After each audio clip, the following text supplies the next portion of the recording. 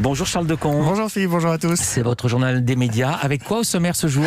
Les géants du web répondent à Trump. Les discussions traînent entre Canal+ et la LFP. Et le torchon brûle entre TF1 et Cyril Hanouna. Et on commence par les audiences qu'ont les Français regardé hier soir à la télévision.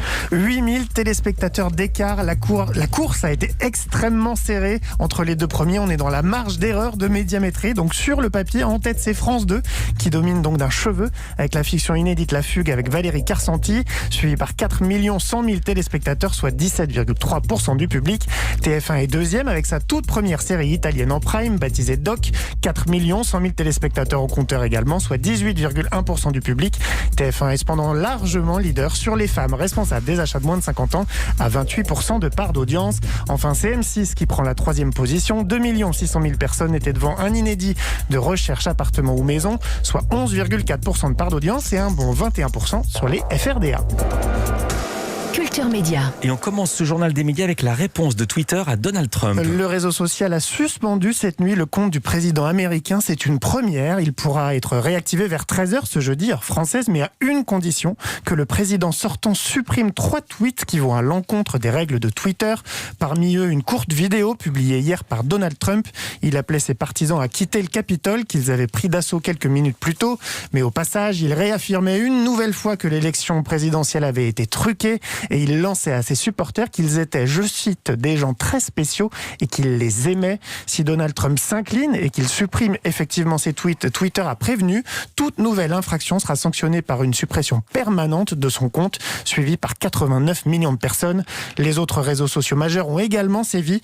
La vidéo a été supprimée par YouTube et Facebook. Le réseau social de Mark Zuckerberg a par ailleurs suspendu le compte de Donald Trump pour 24 heures. Même punition sur Instagram qui appartient à Facebook. Le torchon brûle entre TF1 et Cyril Hanouna. Le groupe a demandé à l'animateur de Touche pas à mon poste d'arrêter de s'en prendre à Arthur, qui est l'un de ses visages phares. S'il insiste sur l'importance du droit à la parodie et à la critique, le groupe TF1, qui s'est exprimé dans TV Mag, dit refuser que ses animateurs fassent l'objet d'injures, de menaces ou de harcèlement. Cette prise de parole de la Une est intervenue après une parodie du film Le Professionnel, diffusé lundi soir dans Touche pas à mon poste. Cyril Hanouna incarnait l'un des dirigeants de TF1 qui demandait à faire abattre le personnage joué dans le film par Jean-Paul Belmondo, mais qui avait ici le visage d'Arthur. En cause, les audiences en baisse de District Z, le divertissement produit par Arthur. Et on imagine que Cyril Hanouna a répondu. Oui, il a publié une vidéo hier après-midi sur Instagram où il refuse toute autocritique. Apparemment, TF1 n'aime pas qu'on fasse des parodies sur eux. Donc voilà, apparemment, la liberté d'expression, ça leur parle pas. La liberté de parodier, ça ne leur parle pas.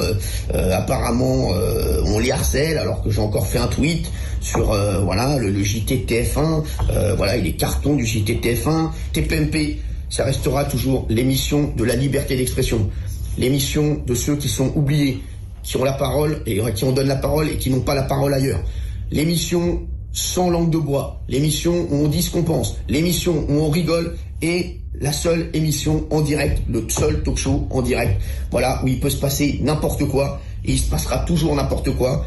Alors, petite précision d'abord, Touche pas à mon poste n'est pas le seul talk show en direct, C'est à vous est aussi en direct tous les soirs sur France 5. Et les critiques de Cyril Hanouna envers TF1 tombent mal. Il reproche au groupe de s'attaquer à la liberté d'expression et à la liberté de parodier, alors que les salariés du groupe Canal+, sur lequel il officie, reprochent exactement la même chose à leurs dirigeants.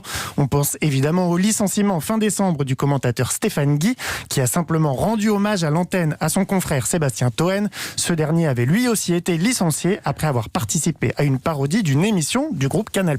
Et on a justement appris hier qu'un sketch qui évoquait Vincent Bolloré, le patron du groupe Canal+, ce sketch avait été censuré. Oui, c'était un sketch de l'humoriste Edgar Yves, a révélé Le Monde. Il a été coupé au montage lors de sa diffusion sur la chaîne Comédie+.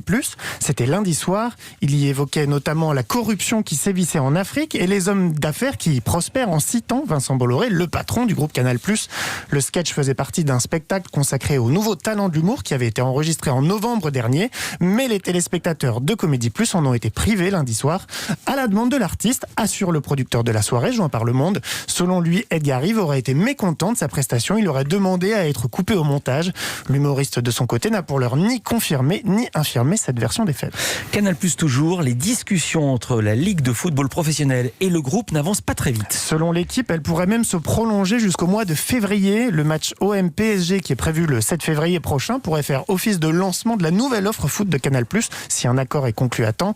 Cette information fait grincer des dents du côté des clubs de foot, dont les finances sont dans le rouge suite au défaut de paiement de Mediapro. Il faut dire que Canal+, qui devrait, selon toute vraisemblance, récupérer les droits cédés par le groupe sino-espagnol, n'est pas pressé. Selon le quotidien sportif, Canal aimerait s'allier à beIN Sport pour racheter les droits. Faute de soutien de sa part, le groupe de Vincent Bolloré aimerait obtenir des contreparties sur d'autres dossiers de la part de l'État et le temps joue en sa faveur. Signe que la LFP veut ménager son interlocuteur principal, elle lui a accordé les droits de retransmission du Trophée des Champions qui opposera le PSG à l'OM la semaine prochaine. Canal+ le codiffusera avec Téléfoot, la chaîne du groupe Mediapro. Un geste significatif puisque M6 était également candidate pour retransmettre la rencontre en clair sur son antenne. Le focus programme du jour, c'est le nouveau numéro de complément d'enquête que France 2 va consacrer ce soir à Éric Dupond-Moretti. Le magazine s'est penché sur le parcours de l'actuel garde des Sceaux, nommé à la surprise générale par Emmanuel Macron en juillet dernier. L'occasion de découvrir comment cet homme, venu d'un milieu modeste, est devenu l'un des avocats les plus connus de France, comment il a plaidé des dossiers majeurs et comment il a utilisé les médias pour défendre ses clients. Mais le reportage propose aussi d'étudier ses rapports compliqués avec les magistrats et interroge ceux qui l'accusent d'utiliser sa fonction pour régler ses comptes. Le co-réalisateur du reportage, Louis Milano-Dupont, a expliqué à Louise Bernard comment il avait réussi à convaincre Éric Dupond-Moretti de participer au sujet, mais aussi de venir répondre aux questions de Jacques Cardoz en plateau. Ça a fait l'objet de plusieurs discussions avec lui, de plusieurs rencontres. Et nous, on a essayé de le persuader qu'il serait intéressant d'avoir sa réaction d'aujourd'hui sur sa vie, puisque ce reportage n'est pas un bilan politique 6 mois après sa nomination au ministère de la Justice, mais c'est plutôt le portrait d'un homme. Et le but, c'est de raconter à la fois ses failles, ses blessures, ses points faibles, mais aussi ses points forts. Et qu'est-ce qui fait que dans son parcours, il a réussi à en arriver là aujourd'hui. Pourquoi est-ce qu'Emmanuel Macron est allé chercher cet avocat?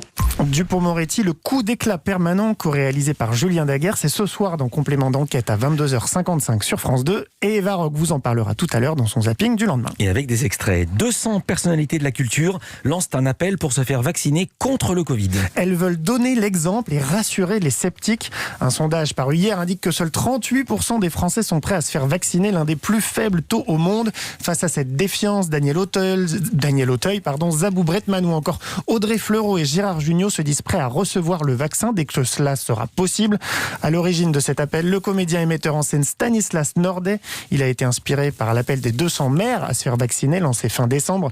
L'objectif est double, faire reculer la pandémie évidemment, mais aussi permettre aux lieux culturels de rouvrir le plus tôt possible et ainsi sauver ce qui peut l'être après une année extrêmement compliquée pour les artistes, mais aussi les producteurs, les propriétaires de théâtre ou encore les intermittents. Et je le montre à l'image si vous nous regardez sur Europe1.fr. C'est également la une d'aujourd'hui en France. Ce matin, le 8 février prochain, vous risquez peut-être d'être privé de WhatsApp. Oui, l'application de messagerie ne sera plus accessible si vous n'acceptez pas la nouvelle version de sa politique de confidentialité.